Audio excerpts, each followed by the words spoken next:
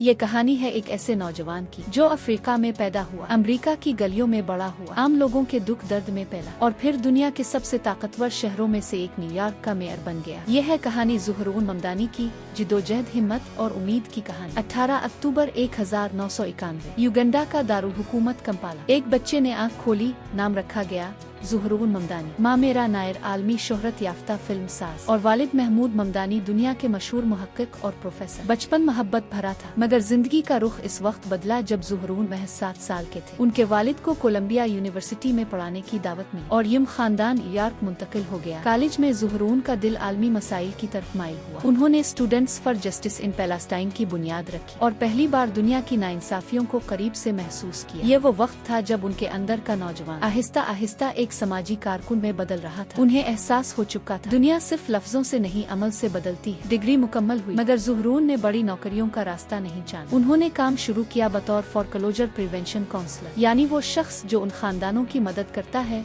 जिन्हें घर से निकाले जाने का खतरा। ये काम मुश्किल था। हर रोज वो घर, ख्वाब और जिंदगी बिखरते देखते थे। माँ की आंखों के आंसू, बच्चों की बेबस, ये सब कुछ ज़ुहरून के दिल पर नक्श होता गया। उन्हें समझ आ गई न्यूयॉर्क सिर्फ एक शहर नहीं, लाखों जिद्दोजहद करने वाले इंसानों का घर, और अगर सियासत करनी है तो उन्हीं लोगों के लिए करनी है। ज़ुहरून ने मुख्तलिफ सियासी मुहिमों में काम किया। इसी दौरान वो शामिल हुए डेमोक्रेटिक सोशलिस्ट्स ऑफ अमेरिका में, एक ऐसी तहरीक जो आम इंसान की ताकत पर यकीन रखती है। फिर 2016 आया जब बर्नी सैंडर्स ने मुल्क को बदलने के नारे लगाए। वो मुहिम ज़ुहरून के लिए एक पैगाम थी, सच बोलने वाला भी ताकतवर बन सकता है। साल था 2020। ज़ुहरून ने फैसला किया कि वक्त आ चुका है। वो न्यूयॉर्क स्टेट असेंबली के जिला 36 से इलेक्शन लड़ेंगे। मुकाबला आसान नहीं था। सामने थी अर्विला साइमविट्स, 5 मर्तबा जीतने वाली ताकतवर सियासतदान। लोग हंसे, मीडिया ने नजरअंदाज किया, नाकदीन ने कहा ये लड़का क्या ही कर लेगा, लेकिन ज़ुहरून ने हार नहीं मानी। वो गलियों में निकले, लोगों के दरवाजे खटखटाए और आखिरकार उन्होंने वो इलेक्शन जीत लिया। एक नौजवान, एक अकलियती पस मंजर वाला, एक आम घराने से आने वाला उम्मीदवार सियासत की बड़ी दीवार तोड़ चुका था। असेंबली में आकर भी ज़ुहरून खामोश नहीं बैठे। उन्होंने किरायादारों के हुकूक के लिए काम किया, सस्ती ट्रांसपोर्ट के लिए आवाज उठाई, और फिर आया वो लम्हा जिसने उन्हें अवाम का हीरो बना दिया। 2021 में न्यूयॉर्क के हजारों टैक्सी ड्राइवर कर्जों के बोझ तले दब गए थे। ज़ुहरून ने उनके साथ एहतजाज शुरू किया और 15 दिन की भूख हड़ताल की। आखिरकार हुकूमत को झकना पड़ा। $450 मिलियन